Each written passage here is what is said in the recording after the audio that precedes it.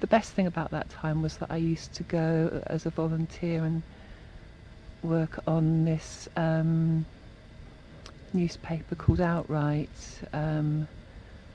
a feminist scene which I really admired a lot. It was very lesbian, and I guess I was kind of thinking about my sexuality at that point, and very it was really big on international news, sort of that they had very international collective all over the globe.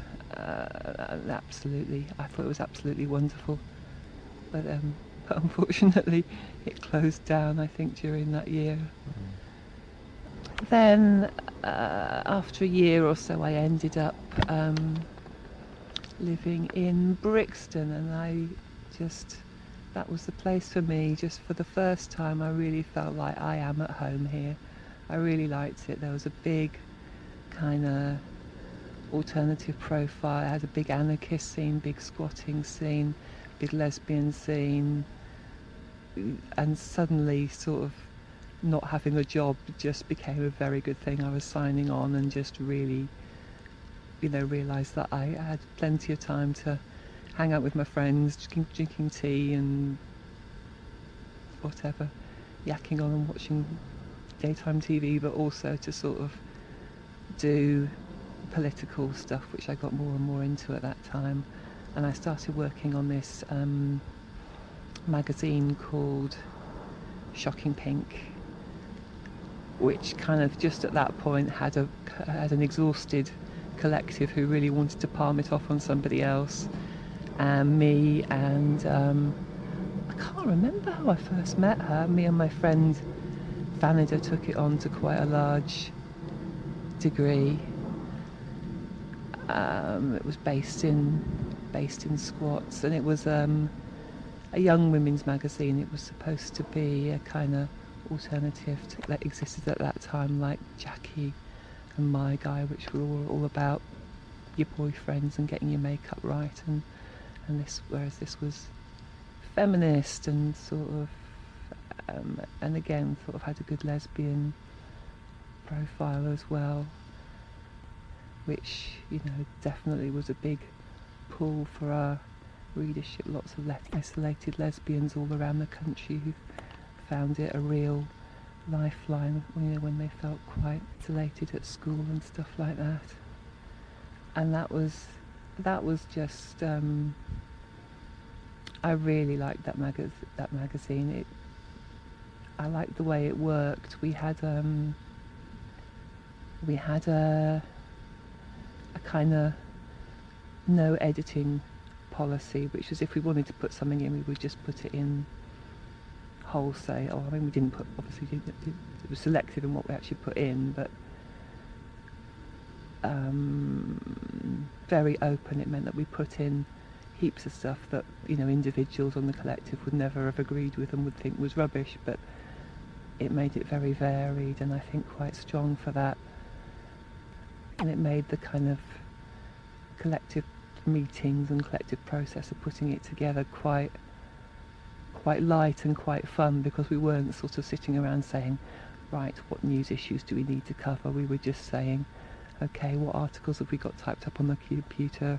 What cartoons have we got? Is this enough to fill a magazine yet? And then when it seemed like it had built up quite a lot, we'd shove it all together. We'd have these big sort of press weekends where we'd well, first of all, it had to be typeset, which used to be done late at night in this friendly typesetter's office, and that's when I first started learning typesetting, which kind of led ultimately to the layout and subbing work that I did later on. But I really took to typesetting. I just really liked the whole world of newspapers and magazines. Yeah, so we'd spend I learned how to use the typesetting machine, which is this beautiful old photo, which was very difficult to use and very user unfriendly compared to the DTP that was going to come in a couple of years on from that. But the results were really beautiful. We'd come up with these lovely long columns of beautiful quality typeset articles, long galleys, that's what they were called, ready to stick down, kind of in our sort of mad collagey style that we had at Shocking Pink. And then, yeah, we'd all spend a whole weekend, I don't know, 16 hours a day or something, sticking it all together and kind of doing lots of artwork around the articles, and it was just loads of fun as a collective experience. There were lots of volunteers who'd all kind of come out of the woodwork at that point and come and join in.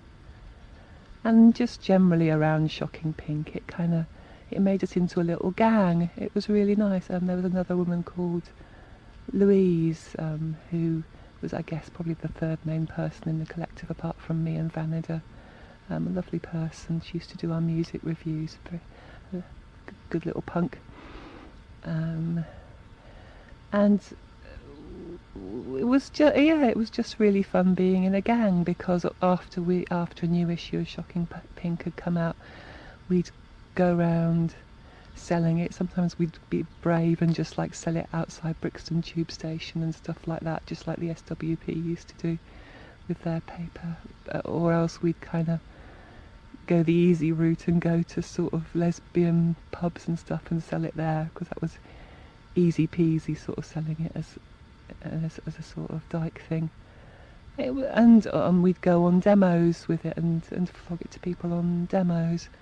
It was such a sort of positive kind of publication as well. It was very easy to promote it. You didn't feel like you were forcing anything sort of difficult or worthy on people that people are less keen on sometimes. Yeah. And like we went on that the really huge anti-poll tax demo with, I don't know how many, it was absolutely vast, 500,000 or something like that, which was the one that turned into a big riot in Trafalgar Square. There were lots of little poll tax riots going on all over the country at that point. Quite a sort of busy political time, and it had become quite an anti-Thatcher focus, the poll tax business. And so yeah, we went on that big demo with our stacks of Shocking Pink, selling it, and it was a mad demo. It kind of had, you know, all the sort of lefties and anarchists and all those sort of trot groups and stuff like that, but also, you know, it had sort of Tories on there in big flowery hats and everything. It was a really sunny day. It was like people were kind of out for a big picnic partly as well. And then in Trafalgar Square it just turned into a riot with like police horses and people chucking loads of stuff. And I was with my poor sister. I'd met up with my poor sister, who absolutely hates that sort of thing. And of course I was totally thrilled that there was a riot. So we were, I don't know, sitting by some landmark, and I'd say, I'll see you in 10 minutes. And I'd go and try to riot and chuck things into the crowd. And I was a really awful rioter because I couldn't throw very well, so I just end up throwing things on the heads of the people in front of me, which is not a lot of help to anybody. And I'd do that for a bit, and then I'd go back to check on my sister, who was, you know, completely stressed out by the whole thing, and check that she was okay, and then I'd go and try to riot very ineffectively a bit more. It was an exciting time when you just felt that a lot was happening, and I do personally credit that. I mean, it was a big. There'd been, you know, lots of riots, but that one was big, and there were huge buildings in Trafalgar Square set on fire, and it went on well into the night. And I do credit that particular riot with bringing down Thatcher personally. So that was a very good time. Where were you living around this time, Brixton? Yeah, I lived in a few places. I moved house loads when I was in Brixton. Some of it I was living with these friends right in the middle of Brixton, Rushcroft Road, yeah. I was there for a bit, and I lived in this very nice co-op for a bit, but then everyone ended up arguing there, And I think I'd probably finished with Shocking Pink later on, but moved into a squat for a year and a half. I mean, I had the world's easiest squatting experience. We had electricity, and I wasn't there at the point when they actually kind of opened it up and did all the hard work. I just moved in and said, "Oh, will this be my bedroom then?" and kind of painted it nice colours. But yeah, again, I really enjoyed squatting. We felt I liked my flatmates, and it was very much part of the Brixton anarchist scene, very connected with the 121 bookshop and all the stuff that was going on there. We managed to take it, because the Shocking Pink's office had shifted from a couple of squats, and we managed to get ourselves a huge big room at the top of 121 and make that our office, obviously. And we had to fight with one of my flatmates, Alex, who wanted it for class war, but we managed to just swing it by claiming that we should have more women in the building. Yeah, it felt, like the squat where we lived. It was quite together. It wasn't one of these sort of real disaster squats of hopeless types. It was quite organised and sensible, and we just had a. It was very sociable. After a bit, though, I decided that since Shocking Pink was a young women's magazine, I was maybe getting a bit old for it. I can't remember how old I was, but it was supposedly for teenagers, and I was beyond that. I don't know, maybe that didn't matter. But anyway, I sort of left it for a bit, and I think I was working part-time by then. I'd done a course in typesetting and DTP, so I think I had started working on TV Quick part-time by then as well. I was probably writing my first novel, unpublished to this day. Were you around for that Wild Women's Weekend, or was that before you were down there? No, I was around for it, yeah. The Scottish Housing Benefit Office, isn't it? Yeah. When was that? That's quite early on, I think. Back. Oh, I can't remember when. Yeah, I wasn't involved enough at that time to be involved in any of the organising, but yeah, that was absolutely. So, can you remember anything about it? Yes, definitely. I mean, it was just in this very big old. Did you say it was housing benefit office? I think it was. It was next to the George wasn't Canning it? Pub, or it's now. Yeah, although also, unfortunately for it, next to Brixton's rather anonymous Tory headquarters. Tory Club, yeah, God. Tory Club, is it? And which only it doesn't have a name on the front. I wouldn't dare. It just but it has a bit of blue paint on something.